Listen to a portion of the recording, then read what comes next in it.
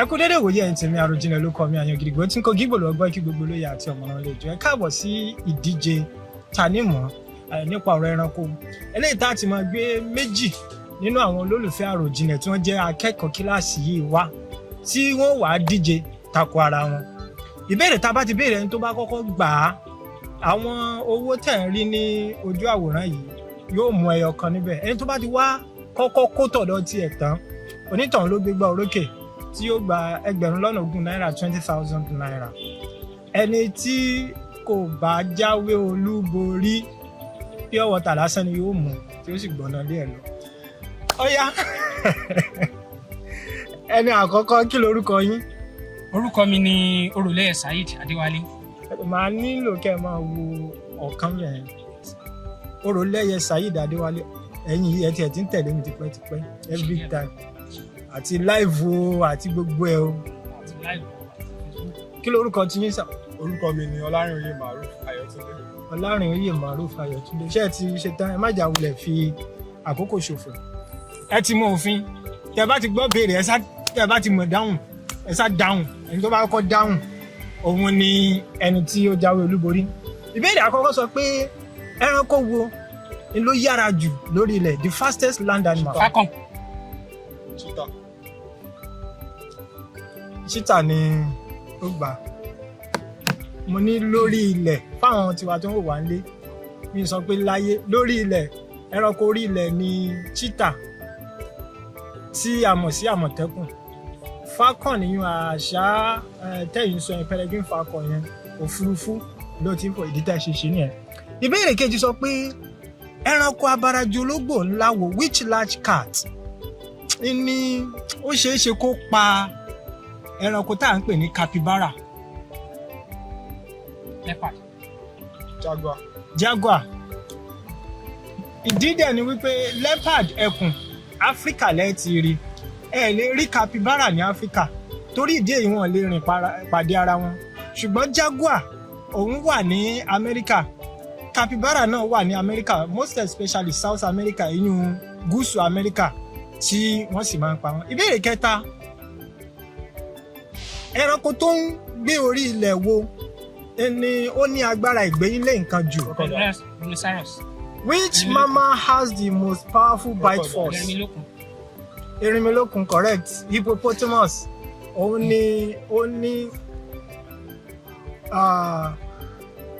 crocodile tẹ́ sọ wọn kì í ṣe mammal. Crocodile kò kì í ṣe mammal. So erinmilókun hippopotamus ni. Number 4 ẹranko wo ló ń bímọ lóòyẹ̀ tó sì lè fò? Bat. Adán correct. The only mammal that is capable of true flight is bat. Adán nìkan ni ẹranko tó ń bímọ lóòyẹ̀ tó níyẹ̀ tó sì fi lè fò dáadáa. Ìbéèrè karùn-ún question number 5. Ó ní orílẹ̀-èdè wo ló ní àti tiger àti kìnìún nínú igbó wọn? India correct answer. India nìkan ló ní tiger àti kìnìún kò sí orílẹ̀-èdè míì tó ní àwọn méjèèjì papọ̀ nínú igbó wọn. Ìkẹfà wọ́n ní ẹranko wo ló ní ríru ẹ̀jẹ̀ tó pọ̀ jù? Ẹ̀jẹ̀ lókè into English. Giraffe correct. That's the animal with the highest blood pressure. Ìdí tí blood pressure giraffe tó dẹ̀ fi ní láti high ni pé ọrùn wọn gùn gan so ọkàn yẹn ní láti pọ́ǹpù ẹ̀jẹ̀ yẹn gan kó tó lè dé orí wọn àti ọpọlọ wọn. Number 7 ní ọkàn mélòó ni octopus ní? Ọkàn mélòó? 3 correct answer. Ọkàn mẹ́ta ni octopus ní tẹ́ ẹ bá gbàgbé. Méjì inú ẹ̀ máa ń gbé ẹ̀jẹ̀ lọ sínú ha. 2 of them pump the blood to the gill. Ẹyọ kan tó kù ni wọ́n á pọ́ǹpù ẹ̀jẹ̀ lọ sí gbogbo ara tó kù. Ẹ bá délé ẹ lọ wo documentary tí mo ṣe lórí octopus ẹ rántí. Ìbéèrè kẹjọ continent wo láti lè rí Komodo dragon? Asia. Ìbéèrè kẹsàn-án ó ní ẹ dárúkọ ẹranko kan tó jẹ́ pé Madagascar nìkan láti lè rí.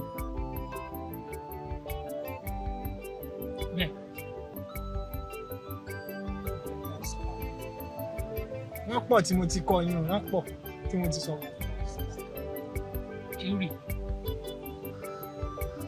ẹ mọ̀ ẹ jẹ́ ẹranko wọ́n pọ̀ tá a lè rí ní Madagascar. Ìkànnú ẹ̀ tó gbajúmọ̀ jù tí mo sọ̀rọ̀ ẹ̀ dáadáa ni fúsà. Ẹ rántí fúsà.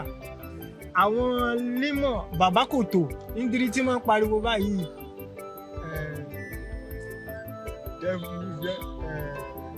Tasmanian devil. No, Tasmanian devil, Australia nìyẹn. Ó yẹ já tẹ̀síwájú. Ìbéèrè kọkànlá ó ní continent wo ló ní àwọn ejò olóró jù? Which continent has the most venomous snakes? South America. Which continent has the most Australia. venomous? Australia ló ní ejò olóró jù. Ọ̀pọ̀ àwọn ejò olóró Australia ni wọ́n pín sí. Kódà ejò tó lóró jù lágbàáyé inland taipan Australia nìkan ilẹ̀ ti rí. Ìbéèrè kejìlá ó ní báwo ni ọ̀gá ṣe máa ń pààrọ̀ àwọ̀? How do chameleons change colour? Tí use chemo. Ó ń lo chemo. Bó ló ṣe ń lò? Ó fi máa ń evaporate ara ẹ̀ láti. Ẹ sọ̀rọ̀ sókè. Ó ń lo chemo something. Olókẹ́mú. Àwọn kóró àwọ̀ tí eléèbó ń pè ní chromatophore ni ó máa ń lò. Ó sì ṣe máa ń lò nípa sísúnkì tàbí fífẹ̀ wọn. Tó bá nílò àwọ̀ tó dúdú dáadáa yóò sún wọn kì. Tó bá nídìí àwọ̀ tó fẹ́lẹ́ light colour yóò fẹ̀. Bí ọ̀gà bí ṣe máa ń ṣe nìyẹn. Ẹ dárúkọ ẹranko kan tí máa ń gbẹ́ odò adágún dam. Ẹranko tó máa ń gégi báyìí ni. Ó máa ń gégi of recently ẹ sọ. Ẹranko yẹn máa ń gégi ó dàbí. Ẹ sọ̀rọ̀ sókè, ẹ sọ̀rọ̀ sókè. Ó tóbi bí ọ̀yà àbọ̀ ojú ọ̀yà ló díẹ̀. Kí wá lórúkọ ẹ̀?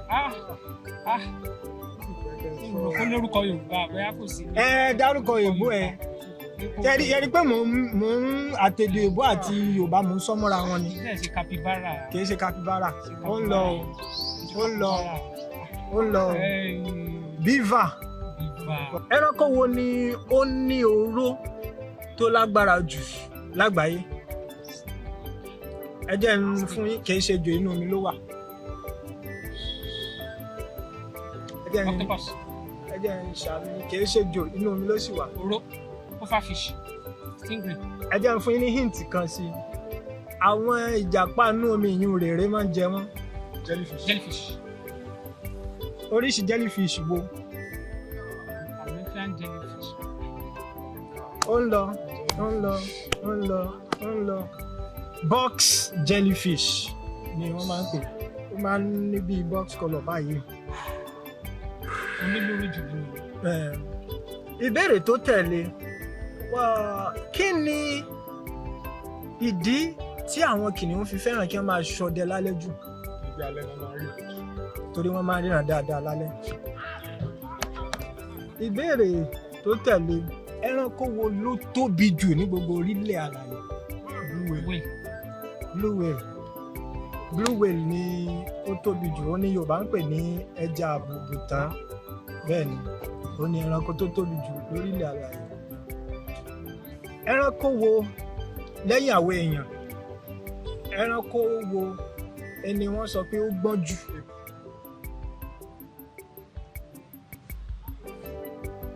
Ẹranko wo ẹni wọ́n ní ó gbọ́n jù lẹ́yìn àwọn èèyàn? Tó jẹ́ pé wọ́n máa ń lo èlò, wọ́n máa ń ṣòṣèlú, wọ́n máa ń ṣe gbogbo ẹ̀. Capybara.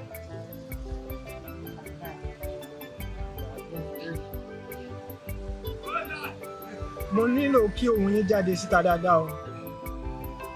Ẹ tí gbà o. Mandrill. Ẹranko abarajọ̀bọ ni lóòótọ́ àmọ́ kí lorúkọ ẹ̀? Wọ́n máa ń ṣe òṣèlú. Mandrill. Ó ń lọ. Chimpanzee elégbèdè.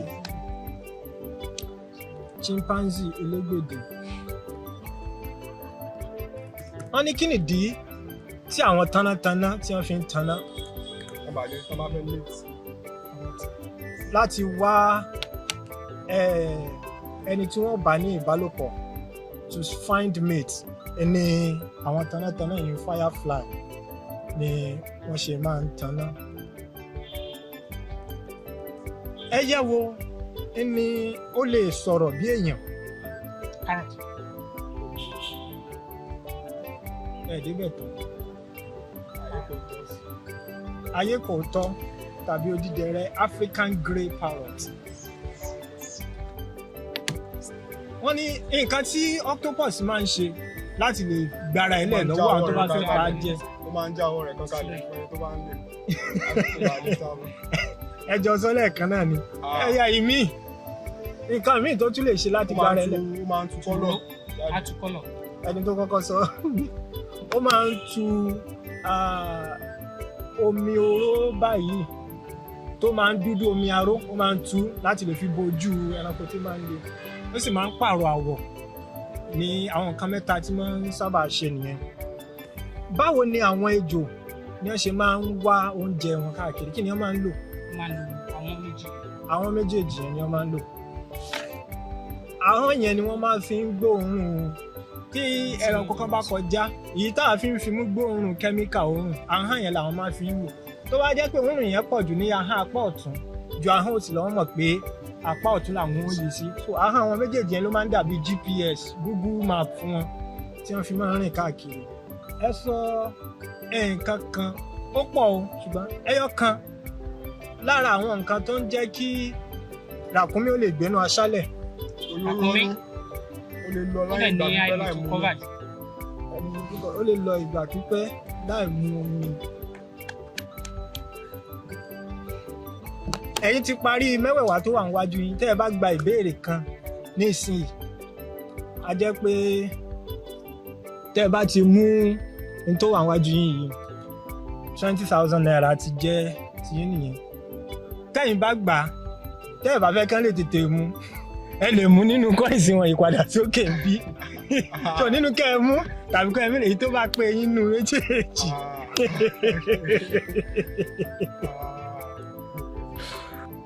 Wọ́n ní yàtọ̀ sí ojú kí ni nǹkan tí máa ń ran àwọn òwìwí lọ́wọ́ láti ṣọdẹ? Tí wọ́n wà nínú. A ní ẹ̀yin aráalé a ní olùborí àkọ́kọ́. We have the first winner lórí ètò lónìí. Ẹ dárúkọ yín lẹ́ẹ̀kan sí i. Orúkọ mi ni Ọlárìnóyè Maruf Ayọ̀túndé. Ọlárìnóyè. Okay, Ọlárìnóyè Maruf Ayọ̀túndé. Ọ̀gbẹ́ni Orolẹ́yẹ Saheed ẹ̀yin mo sì rò pé ẹ máa jẹ owó yìí. Genius lè gbé mi tì. Ẹ ti ń tẹ̀lé mi bọ̀ tipẹ́ o. Overloaded nfa. Overloaded ni kò sí wàhálà á tún pàdé lọ́jọ́ mi. Inú mi ti ẹ̀dùn náà torí mo ti ń wò pé ẹ̀yin ọmọ kíláàsì mi ń gbà mí ikọ̀ kánú yé fetí pé kó má di tá a máa béèrè question lọ tí àti tọ̀tún àti tòsí tí ò wá níṣẹ́ ni tí yóò gbà ní. Kì í ṣe school 2 èmi àwọn kan kọ síbẹ̀ pé school 2 mo ní pé school 2 so ẹ ṣeun púpọ̀ tí ẹ wá 20,000 naira ó ti jẹ́ ti Mr. Saheed ẹ̀yin ò mú pure water ti tó Àròjinlẹ̀ ló kọ mi àyàn gidigbo tí ń kojú ìbò lọ́gbọ́n kí gbogbo lóye àti ọ̀mọ̀ràn lè jó. Ẹ ṣeun tẹ́ ẹ bá wa wo ètò tòní á tún pàdé lọ́jọ́ mi ire o.